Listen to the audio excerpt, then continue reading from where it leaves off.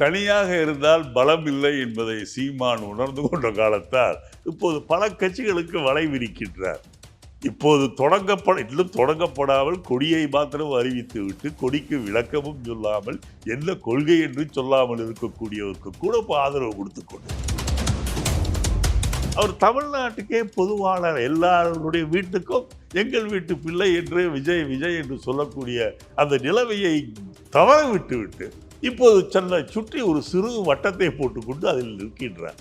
தமிழக மக்கள் எல்லோரும் ஏகமனதாக ஏற்றுக்கொண்ட ஒருவர் தன்னை தனிமைப்படுத்தி கொண்டு நான் சிறு குழுவுக்குத்தான் தலைவர் என்று சொல்வது போல கொடியை ஏற்றிவிட்டு எதற்காக இந்த கொடி என்று பிறகு சொல்கின்றேன் என்று சொன்னால் எனக்கு உண்மையாகவே புரியலவா. எல்லாம் இப்போ திராவிட கழக கொடியை எடுத்தீங்கன்னா கருப்பு நடுவில் சார் அதுக்கு ஒரு வரலாறு இருக்கின்றது. திராவிட முன்னேற்ற கழக கொடி எடுத்தீங்கன்னா அதுக்கு ஒரு வரலாறு. சிபிஎம் கொடிகளை எடுத்துக்கிட்டிங்கன்னா அதுக்கு ஒவ்வொன்றுக்கும் ஒரு வரலாறு. காங்கிரஸ் கட்சிக்கும் ஒவ்வொரு வரலாறு. கட்சிக்கெல்லாம் ஒரு வரலாறு இருக்கு. கொடிக்கின்றது ஒரு சாதாரண அலங்கார பொருள் அல்ல. எம்ஜிஆர் அரசியல் செய்தார் என்று சொன்னார் அவர் 30 வருஷமா இருந்தார். நீங்க 1952 53 அதாவது மதுரை வீரன் நாடோடி மன்னன் அந்த காலகட்டத்திலேயே அவர் அரசியல் ஆரம்பித்து விட்டார். நாடோடி மன்னன் படத்தில் பார்த்தீங்கன்னா அந்த ஓப்பனிங் சீனில் டிஎம்கே கொடி பரவும். அந்த நாடோடி மன்னனில் ஃபுல்லாக பார்த்தீங்கன்னா பாட்டுகள் வசனங்கள் எல்லாம் நான் வந்தால் என்ன செய்வேன் என்பதை அவர் பட்டுக்கோட்டை கல்யாண சுந்தரத்தின் பாட்டுக்கள் மூலமாக வெளியே சொன்னார். சிகரம் கொடுத்திருக்காங்க மக்கள் அவருக்கு, அந்த உச்சியில் இருக்காரு, அங்கிருந்து இறங்கி வரன்றாரு மக்களுக்கு செய்யறதுக்காக. நீங்கள் எதற்காக இறங்கி வருகிறீர்கள்? நீங்கள் உங்கள் ஹீரோ போஸ்டை யாருக்காக கொடுக்க போறீங்களா? உங்களை யாராவது ஒப்பந்தம் செய்ய வந்தால் எனக்கு வேண்டாம், என்னுடைய கட்சியில் இருக்க இந்த இளைஞருக்கு எந்த கொள்கையை நோக்கி நீங்கள் நடந்து கொண்டீங்க? விஜய் அவர்களுடைய இந்த அரசியல் வருகை, அரசியல் ஆர்வம் அப்படிங்கிறது ஒரு தாக்கத்தை ஏற்படுத்துமா ஏற்படுத்தாத? சீமான வீட கூட ஒரு நாள் அதிகமாக ஓட்டு வாங்க முடியும். Food sponsor by Thavasakutti biryani, branches at Anna Nagar, Arumbakkam, Pallikaranai. அதிமுகவுக்கும் பாஜகவுக்கும் இருக்க பிரச்சனை, அண்ணாமலைக்கும் எடப்பாடிக்கும் இருக்க பிரச்சனை, அந்த பிரச்சனையில கூட சீமானவர்கள் அதிமுகவுக்கு தான் சப்போர்ட் பண்றாரு. திமுக எதிர்த்து நடத்த ஆர்ப்பாட்டத்துக்கும் அதிமுக சார்பாக நடந்த ஆர்ப்பாட்டத்திற்கும் இங்க நாம் தமிழர் கட்சியில இருந்து போய் ஆதரவு தெரிவிக்கிறாங்க. அப்போ ஒருவேளை நாம் தமிழர் கட்சிக்கு இருக்கக்கூடிய அந்த செல்வாக்கு அப்படிங்கிறது அதிமுகவோட கூட்டணி வச்சா திமுகவுக்கு அடியா இருக்குமா? அதாவது தனியாக இருந்தால் பலம் இல்லை என்பதை சீமான் உணர்ந்து கொண்ட காலத்தால் இப்போது பல கட்சிகளுக்கு வலை விரிக்கின்றார். இப்போது இன்னும் தொடங்கப்படாமல் கொடியை மாத்திரம் அறிவித்து விட்டு கொடிக்கு விளக்கமும் சொல்லாமல் என்ன கொள்கை என்று சொல்லாமல் இருக்கக்கூடியவருக்கு கூட ஆதரவு கொடுத்து கொண்டு அதற்கு காரணம் என்ன என்று சொல்ல வருகின்ற தேர்தலில் விஜய் அவர்களை சொல்றீங்களா? விஜய் தான், வேற யார சொல்றது? அவர்தான கொடி. எதுக்கு அந்த கொடின்னே தெரியலையே. என்ன யானை படையை எடுத்து போர்ல ஜெயிப்பது போல யானை போல பாவம். என்னை பொறுத்தவரை விஜயை எனக்கு மிகவும் நன்றாக பிடிக்கும். ஆனால் அவர் எதற்கு கட்சி ஆரம்பித்தார் என்று சொல்ல வேண்டும். இப்போது கம்யூனிஸ்ட் கட்சிகள் அந்த காலத்திலே ஆரம்பிக்கப்பட்டது என்று சொன்னால் சோசியலிச சமதர்ம கொள்கைகளை பரப்ப வேண்டும், பொருளாதார ஏற்றத்தாழ்வுகள் இருக்கக்கூடாது என்று 1925 தமிழ்நாட்டிலே சமதர்ம கட்சி கம்யூனிஸ்ட் கட்சி சிங்காரவேலரால் தொடங்கப்பட்டது. அதே போல் திராவிட முன்னேற்ற கழகம் தொடங்கப்பட்டது என்று சொன்னால் 4 மாநிலங்களையும் இணைத்து திராவிட நாடு பெற வேண்டும், இந்தி ஒழிக என்ற அந்த கொள்கையில் அவர் வந்தார்கள். பிறப்பு அவர்கள் அதை ஒரு காலகட்டத்தில் மாற்றிக்கொண்டார்கள். காங்கிரஸ் ஆரம்பிக்கப்பட்டு விரிவாக வேகமாக செயல்பட்டு என்று சொன்னால் நாட்டுக்கு வெள்ளைக்காரனிடமிருந்து விடுதலை வேண்டும் என்பதற்காக. இப்படி ஒவ்வொரு கட்சியும் ஆரம்பிக்கப்பட்ட போது ஒரு கொள்கைக்காகத்தான் கட்சியை ஆரம்பித்து. ஏன் எம்ஜிஆர் அவர்களே கட்சி ஆரம்பித்த போது எங்களுடைய கொள்கை அண்ணாயிசம் என்று சொன்னார். அண்ணாயிசம் என்றால் என்னவென்று நமக்கும் புரியவில்லை, ஒருவேளை அவருக்கும் புரிந்திருக்கார். இருந்தாலும் ஒரு கொள்கையை சொன்னார். இப்போது என்னுடைய பாசத்திற்குரிய விஜய் அவர்கள் என்ன கொள்கை எனக்கு புரியல. என்ன கொள்கைன்னு அவர் சொல்ல. இந்த விஷயம் என்ன கொள்கை அப்படின்ற கேள்வி ஏன் விஜய் அவர்களுக்கு மட்டும் வருது? இடையில அமமுகன்ற ஒரு கட்சி வந்துச்சு, எத்தனையோ கட்சிகள் வந்துச்சு. நீங்க அமமுக விஜயகாந்தை எதிர்த்து கட்சின்னு சொன்னா ஒரு ஜெயலலிதாவை எதிர்த்து நான் கட்சி ஆரம்பிக்கிறேன்னு சொல்றவர் ஜெயலலிதாவோட சேர்ந்து அப்புறம் எதிர்கட்சி தலைவர் ஆனார். அப்படியே பார்த்தீங்கன்னா ஒவ்வொரு இதுக்கும் அவங்களுக்கு ஒரு ஏதாவது ஒரு சம்பவம் அல்லாத ஒரு இதனால தான் அவங்க கட்சி ஆரம்பிக்கிறாங்களே ஒழிய ஒன்றும் கட்சி ஆரம்பிச்சு கொள்கை என்னவென்று தேடுகின்றது இப்போதான் எனக்கு புதுசா தெரியும். அறிவிக்கிறேன்னு சொல்லியிருக்காங்கல்ல சார், தேடுறோம்னு சொல்லலையே, அறிவிக்கிறோம்னு சொல்லியிருக்காங்கல்ல, அறிவிப்பாங்க. ஏன் அவ்வளவு 6 மாதங்கள் தானே ஆகுது கட்சி ஆரம்பிச்சு. இந்த கட்சியை ஆரம்பிக்க கூடாதுன்றீங்களா நடிகர்கள்? ஆரம்பிக்க கூடாது. எதற்காக கட்சி? ஒரு காரணத்தை வைத்துதானே நீங்கள் புள்ளி போட்டுதானே கோலம் போடுவீர்கள். கோலம் போட்டுவிட்டு நான் புள்ளியை தேடுவேன் என்றால் என்ன அர்த்தம்? அதனால எனக்கு அவர் மீது கோவம்லாம் கிடையாது. என்னை பொறுத்தவரை என்ன வருத்தம்னா, அவர் தமிழ்நாட்டுக்கே பொதுவான எல்லாருடைய வீட்டுக்கும் எங்கள் வீட்டு பிள்ளை என்று விஜய் விஜய் என்று சொல்லக்கூடிய அந்த நிலைமையை தவற விட்டுவிட்டு இப்போது சென்னை சுற்றி ஒரு சிறு வட்டத்தை போட்டுக்கொண்டு அதில் நிற்கின்றார். தமிழக மக்கள் எல்லோரும் ஏகமனதாக ஏற்றுக்கொண்ட ஒருவர் தன்னை தனிமைப்படுத்திக் கொண்டு நான் சிறு குழுவுக்குத்தான் தலைவர் என்று சொல்வது போல இருக்கு. இதைத்தான் இல்ல அது அவர் ரஜினி பாசிட்டிவா நினைச்சிருக்கலாம்ல. எல்லோருடைய வீட்லயும் என்ன செல்ல பிள்ளைன்னு கொண்டாடுறாங்க அப்படின்னா, அந்த வீட்டுக்கு நான் போய் உதவி செய்யணும். அந்த இடத்துல நான் ஒரு எப்படி உறுப்பினரா 6 இருக்கணும். கோடி தமிழர்களுக்கு இவர் போய் உதவி செஞ்சிருவாரா? நீங்கள் இதுல ரொம்ப புத்திசாலி என்பது நம்முடைய ரஜினிகாந்த் அவர்கள் தான். கட்சி ஆரம்பிக்கின்றேன் என்று சொல்லி வந்தவர் ஒரு கட்டத்தில் அதை உணர்ந்தார். என்ன கொள்கையை நாம் சொல்ல முடியும்? வெறும் ஜெயலலிதா எதிர்ப்பு, திமுக எதிர்ப்பு என்று மாத்திரம் நீங்கள் கட்சியை நடத்திவிட முடியாது. அது தேர்தலின் போது நீங்கள் பார்க்க வேண்டிய விஷயம். உன்னுடைய கட்சிக்கு என்ன? தமிழகத்தில் வேலை இல்லாதவர்கள் யாரும் இருக்க மாட்டார்கள். எல்லோருக்கும் வேலைகள் கொடுப்போம். தனியார் துறையிலே வேலை இல்லை என்று சொன்னாலும் கூட நாங்கள் அரசு சார்பில் ஏற்பாடு செய்து அவர்களுக்கு வேலை தருவோம். வேலை இல்லாதவர்களுக்கு திராவிட முன்னேற்றக் கழகம் பெண்களுக்கு 1000 ரூபாய் தருகின்றது, மாணவர்களுக்கு 1000 ரூபாய் தருகின்றது. அதுபோல் நாங்களும் வேலை இல்லாதவர்களுடைய குடும்பத்துக்கு 10,000 ரூபாய் தரும். குறை சொல்ற ஒரு உதாரணத்துக்கு சொல்றேன். அப்படி ஏதாவது அறிவிச்சுட்டு நீங்க பண்ணலாமே ஒழிய கொடியே எதனாலன்னு சொல்ல முடியல. கட்சியினுடைய உறுதிமொழியிலே அவங்க சொல்லியிருக்காங்கல்ல, மொழிப்போர் தியாகிகள் பத்தி பேசியிருக்காங்க, தமிழர்களுடைய நலன் பத்தி பேசியிருக்காங்க. இது எல்லாமே நம்ம எடுத்துக்கலாம். தமிழர்கள் நலன் பேசுறது, பேசுறது வேறீங்க. What is your target? Where are you going? You're going towards what? எதை நோக்கி உங்களுடைய பயணம்?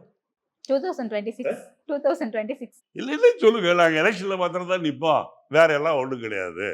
எலெக்ஷன்ல நாங்க நிற்போம், ஜெயிச்சா ஆட்சி அமைப்போம், இல்லாட்டி எங்களுக்கு மந்திரி கொடுக்குற கட்சிக்கு நாங்கள் கூட்டணியா போ அப்படிங்காது சொல்லுங்க. அதை விட்டு போட்டு கொள்கையை பற்றி சொல்வதற்கு கொடியை பற்றி சொல்வது, கொடியை ஏற்றி விட்டு இது எதற்காக இந்த கொடி என்று பிறகு சொல்கின்றேன் என்று சொன்னால் எனக்கு இது உண்மையாகவே புரியலவா. ஏன்னா இப்போ திராவிட கழக கொடியை எடுத்தீங்கன்னா கருப்பு நடுவில் சேர்ப்பு, அதுக்கு ஒரு வரலாறு இருக்கின்றது. திராவிட முன்னேற்ற கழக கொடி எடுத்தீங்கன்னா அதுக்கு ஒரு வரலாறு இருக்கு. சிபிஐ சிபிஎம் கொடிகளை எடுத்துக்கிட்டீங்கன்னா அதுக்கு ஒவ்வொன்றுக்கும் ஒரு வரலாறு, காங்கிரஸ் கட்சிக்கும் ஒவ்வொரு வரலாறு இருக்கு. கட்சிக்குள்ள ஒரு வரலாறு இருக்கு. கொடிக்கின்றது ஒரு சாதாரண அலங்கார பொருள் அல்ல. அவருக்கு இன்னும் நடிக்கக்கூடிய வயது இருக்கின்றது. இப்போதுதான் 50 60 இருக்கு. 50ன்னு நினைக்கிறேன். கிட்டத்தட்ட 60 65 வயது வரை அவர் நடிக்கலாமே. இப்போது இருக்கின்றவர்கள் 70 தாண்டியும் ஹீரோ வேஷம் போடும்போது அவர் ஏன் போடக்கூடாது? அப்படி நினைத்து அதன் போது ஏதோ 100 கோடி வருதுன்றாங்க, 150 கோடி வருதுன்றாங்க. அதை வைத்துட்டு தன்னுடைய செலவுக்கு தன்னுடைய குடும்பத்துக்கு போக மீதி பணத்தை ஏழைகளுக்கு அவர் உதவி செய்வது, அதே ஒரு பெரிய சமூக சேவை தான். அதை விட்டு அரசியல் கட்சி ஆரம்பிக்க போகின்றேன் என்றால் பணம் சம்பாதித்தாகிவிட்டது, அரசியலில் மேல் பதவிக்கு வர வேண்டும் என்ற எண்ணம் சில பேருக்கு வருவது போல் இவருக்கும் வந்துவிட்டதோ என்ற சந்தேகம். அவ்வளவுதான், வேற எதுவும் கிடையாது. இப்ப விஜய் அவர்கள் அரசியலுக்கு வரலாமா வேண்டாமா? வேண்டாம். என்னை கேட்டால் கிட்டத்தட்ட என்னுடைய மகனை போன்றவர். நானும் அவருக்கு சொல்லுவது வேண்டாம். நீங்க எம்ஜிஆர் அரசியல் செய்தார் என்று சொன்னார், அவர் 30 வருஷமா இருந்தார். நீங்க 1952 53 அதான் மதுரை வீரன், நாடோடி மன்னன், அந்த காலகட்டத்திலேயே அவர் அரசியல் ஆரம்பித்து விட்டார். நாடோடி மன்னன் படத்துல பாத்தீங்கன்னா அந்த ஓப்பனிங் சீன்ல டிஎம்கே கொடி பறக்கும். அந்த நாடோடி மன்னன்ல ஃபுல்லா பாத்தீங்கன்னா பாட்டுகள் வசனங்கள் எல்லாம் நான் வந்தால் என்ன செய்வேன் என்பதை அவர் பட்டுக்கோட்டை கல்யாண சுந்தரத்தின் பாட்டுக்கள் மூலமாக வெளியே சொன்னார். நீங்கள் அப்போது பிறந்த குழந்தைகள் தாயின் மடியில் இருக்கும் போதே தொட்டிலில் ஆடும் போதே மதுரை வீரனையும் நாடோடி மன்னனையும் பாட்டுகளை கேட்டவர்கள் ஒரு 20-30 வருஷம் அப்படியே கடைசியில் அவர் கட்சி ஆரம்பிக்கும் போது இளைஞர்களாக மாறிய அவர்கள் அவருக்கு பின்னால் இருந்தார்கள். அதுதான் அவர் இறந்து இத்தனை கால ஆண்டுகள் ஆகியும் இன்னும் அவருக்கு ஒரு செல்வாக்கு இருக்கிறது. அதற்கு காரணம் ஒரு குழந்தை வளர்ந்து இளைஞராக வருகின்ற நிலையில் தான் அவர் கட்சியை ஆரம்பித்தார். அதற்கு முன்பு கிட்டத்தட்ட 20, 25, 30 வருடங்கள் அவர் தன்னை ஒரு திராவிட முன்னேற்ற கழக தோழராக காட்டிக்கொண்டு மக்களுக்கு என்ன செய்வேன் என்பதை தன்னுடைய சினிமாக்கள் மூலம் காட்டியதுதான் அந்த குழந்தை அப்படியே வளர்ந்து கரெக்டாக இளைஞராக வருகின்ற நேரத்தில் அந்த கட்சி ஆரம்பிக்கும் போது அதற்கு தமிழ்நாடு முழுவதும் மிகப்பெரிய வரவேற்பு. இல்ல அந்த பாடல்கள்ல 2 விஷயம் ரொம்ப உன்னிப்பா கவனிக்க முடிஞ்சது. ஒரு விஷயம் என்ன அப்படின்னா, நீங்க எனக்கான ஒரு சிகரத்த கொடுத்து வச்சிருந்தீங்க. அத நான் திருப்பி செலுத்துறதுக்காக வரேன் அப்படின்ற மாதிரி மக்களுக்கு ஒரு மெசேஜ் சொல்லியிருந்தாரு. முதல்ல அத எப்படி பார்க்குறீங்கன்னு சொல்லுங்க. அந்த சிகரத்திலிருந்து கீழ இறங்குனா தானே அவர் மத்தவங்களுக்கு குடுக்க முடியும்.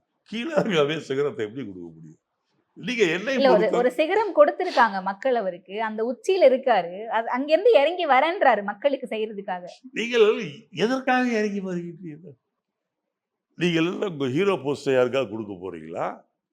உங்களை யாராவது ஒப்பந்தம் செய்ய வந்தால், எனக்கு வேண்டாம். என்னுடைய கட்சியில இருக்க இந்த இளைஞருக்கு என்ன எந்த கொள்கையை நோக்கி நீங்கள் நடந்து கொண்டிருக்கீங்க? எனக்கு புரியல. இதுல கொஞ்சம் சாமர்த்தியமா இருக்கிறவன்றது, கொஞ்சம் புத்திசாலித்தனமா இருக்கிறவன் அஜித் என்பதை நான் சொல்ல விரும்புகின்றேன். விஜயாவது எனக்கு தெரியல, அவங்க ஐயாவே தெரியும். அதனால அஜித் எனக்கு பழக்கமே கிடையாது. இருந்தாலும் ஒரு நடிகராகத்தான் இருப்பேன். ரசிகர் மன்றமும் எனக்கு தேவையில்லை என்று சொல்லிவிட்டு நடிப்பை தான் அவர் தொழிலாக வைத்துக் கொண்டிருக்கின்றார். அப்படித்தான் விஜய் அவர்களும் இருந்திருக்க வேண்டுமே ஒழிய, ஒரு வேளை அரசியலில் இருந்திருந்தால் அவங்க அப்பாவை எடுத்துக்கிட்டா அந்த காலத்துல டிஎம்கே அவரு. இவருக்கு நேச்சுரலா அந்த டிஎம்கே உடைய ஃபீலிங் இருந்திருக்கலாம். ஏன்னா சின்ன வயசுல. அப்போதே வந்திருக்க வேண்டும். அதை விட்டு இன்னும் ஒரு 2, 3 வருஷத்துல நம்முடைய அதாவது நாம் ஹீரோவாக நடக்க முடியாத ஒரு சூழ்நிலை வந்துவிடும். அதனாலே வேறு இடத்திற்கு போக வேண்டும் என்று நினைத்து வந்திருப்பாரோ என்று எனக்கு தோன்றுகிறது. அரசியலுக்கு வந்துட்டாரு. கொடி அறிவிச்சுட்டாரு, கட்சி பேர் அறிவிச்சுட்டாரு, பாடல் அறிவிச்சுட்டாரு. இன்னும் சில நாட்கள்ல வந்து மாநாடு இருக்கு அப்படின்றதையும் அறிவிச்சுட்டாரு. இப்ப என்ன டிப்ஸ் கொடுக்க விரும்புறீங்க விஜய் அவர்களுக்கு? யாருக்கு? விஜய் அவர்களுக்கு. அதாவது நீங்கள் மக்கள் சேவை என்று முடிவு எடுத்து விட்டீர்கள். அதை நீங்கள் சரியாக செய்ய வேண்டும் என்று சொன்னால், நீங்கள் ஊர் ஊராக செல்ல வேண்டும். கிராமமாக செல்ல வேண்டும். மக்களை நீங்கள் சந்திக்க வேண்டும். இப்ப எம்ஜிஆரை பொறுத்தவரையில், அவர் படங்கள் மூலமாகவே மக்களை சந்தித்துக் கொண்டிருந்தார். நானும் தான் படங்கள் மூலமாகன்னு சொல்லுவார். பட் அவர் அப்படி இல்லையே. படங்கள் மூலமாக தன் கொள்கைகளை சொல்லிக் கொண்டே இருந்தார். நீங்கள் அந்த காலத்துல நாடோடி மன்னன் இருந்து எடுத்துக்கிட்டீங்கன்னா எல்லா படத்துலையும் அவர் தன் கொள்கையை சொல்லிக் கொண்டே இருந்தார். மக்களை சந்திக்கும் போது மக்களோடு மிக அந்யோன்யமாக பழகினார். வயதானவர்கள் அப்படிலாம் இருக்கிறவர்கள் தன் சொந்த தாயை போல அவர் ஏற்றுக்கொண்டார். அது மட்டுமல்ல, எம்ஜிஆரை பொறுத்தவரையில் என்னதான் அரசியல் வேறுபாடு உள்ளவர்களாக இருந்தாலும் எல்லோரும் சொல்வார்கள், அவருக்கு கொஞ்சம் ஏழைகள் மீது பற்று இருந்தது. அதை யாரும் மறுத்துவிட முடியாது. அந்த காலத்திலே சென்னையில் பார்த்தீர்கள் என்றால் மிக அதிக அளவிலே குடிசைகள் எல்லா இடங்களிலும் இருக்கு. அடிக்கடி தீப்பிடித்துக் கொள்ளும். முதல் நாளாக எம்ஜிஆர் தான் போய் அங்கே உணவுகளை கொடுப்பார். ஏழை எளியவர்கள், ரிக்ஷாக்காரர்கள் மழையிலே நனையும் போது நனையக்கூடாது என்பதற்காக அந்த காலத்திலேயே மலைக்கோட் என்று, ரெயின்கோட் என்று சொல்கின்றோமோ அதை கொடுத்தவர் அவர். எதற்கு சொல்கிறேன்? எவ்வளவு இளமையிலே அவர் பசியால் வாடியவர். உணவுக்கு கிடைக்காமல் அவர் மிகவும் அவர் ரொம்ப மோசமாக இருந்த ஒரு நிலையை அவர் பார்த்திருக்கின்றார். பசி என்றால் என்ன என்பது அவருக்கு தெரியும். ஆகவே ஏழை தன்மை என்னவென்றால் அவருக்கு தெரியும். ஆகவே ஏழைகள் உயர வேண்டும் என்ற எண்ணம் அவருடைய அடிமனதிலே இருந்த காரணத்தால் தான் பல நல்ல காரியங்களை அவர் செய்தார். விஜயை நாம் அப்படி சொல்லிவிட முடியாது. Is born with silver spoons golden spoon சொல்லுவேன். ஆரம்பத்துல இந்த ஒரு விமர்சனம் இருந்துச்சு. கேரவன் அரசியல் செய்வாரா விஜய் அவர்கள் அப்படின்ட்டு. ஏன்னா ஏசியிலேயே பிறந்து சில்வர் ஸ்பூனா பிறந்து ஏசியிலேயே வளர்ந்து இருக்காரு அப்படின்னும் போது, ஒரு கேரவன் அரசியலா அங்க வந்து மக்கள்கிட்ட அப்படிதான் இருப்பாரு. களத்துல இறங்கி மக்களோட இயல்பான ஒரு பழக்கம் அப்படிங்கிறது விஜய் அவர்களுக்கு வராது. கஷ்டம் இல்லைங்க. ஏழை இப்போ விஜயகாந்த் கூட நான் சொல்றேன். விஜயகாந்த் எனக்கு கொஞ்சம் நல்ல அறிவு. அவர் கொஞ்சம் யாரையும் நான் தப்பாக மதிப்பிடு. அவர் கொஞ்சம் வேகமானவர், உணர்ச்சி பயப்பட்டவர். அவரை பொறுத்த வரைக்கும் அவர் தன்னுடைய உணர்வுகள் எங்கே தப்பு நடந்தாலும் அதை கண்டிக்கக்கூடிய தைரியம் அவரிடம் இருந்தது. ஜெயலலிதா ஒரு முறை அவரை தவறாக நீர் போதையில் இருப்பவர் என்று சொல்லும்போது, ஆமாம் நீங்கள் தான் வந்து ஊத்தி கொடுக்கின்றீர்கள் என்று சொல்லக்கூடிய அளவிற்கு சட்டசபையிலே சொல்லக்கூடிய அளவுக்கு தைரியம் பெற்றவர். அவரும் கீழே இருந்து தான் மேலே வந்திருக்கின்றார். அவருடைய தந்தையார் காங்கிரஸ்காரர், அவருடைய காங்கிரஸ் கவுன்சிலர் என்று சொன்னாலும் கூட, வசதி என்பது ஓரளவுக்கு தான் அவருக்கு இருந்தது. சினிமா துறையில எடுத்தவுடன் எவ்வளவு கஷ்டப்பட்டு இருக்கின்றார், எவ்வளவு அவமானங்கள் பட்டு இருக்கின்றார். அத்தனையும் மீறி அவர் சினிமா துறையிலே வந்ததனால தான் ஏழைகள் என்றால் என்னவென்று தெரிந்தது. அதனால் தான் கடைசி வரை தன்னை தான் நடிக்கின்ற படங்களின் ஷூட்டிங் எல்லாம் நடக்கும்போது எல்லோருக்கும் உணவு போட வேண்டும் என்பதை எல்லாம் அவர் செய்ததுக்கு காரணம் பசியின் கொடுமை அவருக்கு தெரியும். ஏழைகளுடைய எவ்வளவு மோசமாக இருக்கின்றார்கள் என்பது அவருக்கு தெரியும். ஆகவே அதை அவர் செய்தார். அந்த அனுபவங்கள் விஜய்க்கு இருக்கின்றதா என்றால் கண்டிப்பாக கிடையாது. 2026ல விஜய் அவர்களுடைய இந்த அரசியல் வருகை, அரசியல் ஆர்வம் அப்படிங்கிறது ஒரு தாக்கத்தை ஏற்படுத்துமா, ஏற்படுத்தாதா? கண்டிப்பாக ஓட் ஸ்பிளிட் ஆகிறதுக்கு ஏற்படுத்தாது. நீங்கள் கண்டிப்பாக இன்றைக்கு சொல்கின்றேன், சீமான வீட கூட இவரால் அதிகமா ஓட்டு வாங்க முடியாது. சார் 5% ஓட் கூட எடுக்க முடியாதா முதல் தேர்தல்ல? அல்ல, சீமான விட அதிகமா எடுக்க முடியாதுன்னு நீங்க முடியாதுங்க. நீங்க எம்ஜிஆர் பண்ணாருன்னா அது வேற விஷயம், விஜயகாந்த் பண்ணாருன்னா அது வேற விஷயம். இப்போ நான் சிவாஜியோட நெருக்கமாக இருந்தேன். எனக்கு அவர் தான் எம்எல்ஏ பதவி வாங்கி கொடுத்தார். ஆனால் அவர் வர முடியவில்லையே. அதற்கு பல காரணங்கள் இருக்கின்றன. சிவாஜி வந்த எம்ஜிஆர் வந்தாலும் நான் ஏற்கனவே சொன்னபடி 1952 அவர் வரிசையா பண்ணிட்டு வந்து 20-25 வருஷம் கழிச்சு அவர் ஆட்சியை பிடிக்கிறார். அதுவும் எம்ஜிஆர் அவர்கள் அவர் திராவிட முன்னேற்ற கழகத்தை விட்டு வரவில்லை. திராவிட முன்னேற்ற கழகத்திலிருந்து அவர் தூக்கி எறியப்பட்டார். அதனால் ஜனங்களுக்கு அவர் மீது ஒரு அனுதாபம். அதற்கு பிறகு அவருடைய நடவடிக்கைகள் திராவிட முன்னேற்ற கழகத்தை கடுமையாக எதிர்த்தார். ஆகவே அது போன்ற நடவடிக்கைகளால் மக்களுக்கு ஏற்கனவே அவரை பற்றி ஒரு நல்ல அபிப்பிராயம் இருந்த காரணத்தால் அரசியலே மேலே வர முடிந்தது. இருக்கின்ற வரைக்கும் ஆட்சி செய்யக்கூடிய அந்த மக்கள் செல்வாக்கு அவருக்கு இருந்தது. விஜயகாந்திற்கும் அப்படித்தான். ஆனால் இப்போது கூட விஜயகாந்த் கட்சியை பற்றி சொல்லும்போது பிரேமலதாவால் ஒன்றும் பண்ண முடியாது. விஜயகாந்துக்கு 100 பேர் ஓட்டு போட்டார்கள் என்றால் இந்த அம்மையாருக்கு ஒருத்தன் கூட ஓட்டு போடப்பார். ஏனென்றால் இந்த அம்மையாரோட பாடி லாங்குவேஜ், அது பேசுறது, அதெல்லாம் பார்த்தீங்கன்னா விஜயகாந்தை ஒரு முதலீடாக இருக்க வேண்டும் என்று நினைக்கின்றார்களே ஒழிய ஒரு பாடுபட வேண்டும் என்ற எண்ணம் அந்த அம்மையாரிடம் இருப்பதாக எனக்கு தெரியவில்லை. அந்த அம்மையாரை பொறுத்தவரையில் ஏதோ பேசிட்டு இருக்கலாமே தவிர அவர்களாம் அந்த அடுத்த தேர்தல் சுத்தமாக காணாம போயிடுவாங்க. Food sponsor by Thavasakutti biryani, branches at Anna Nagar, Arumbakkam, Pallikaranai.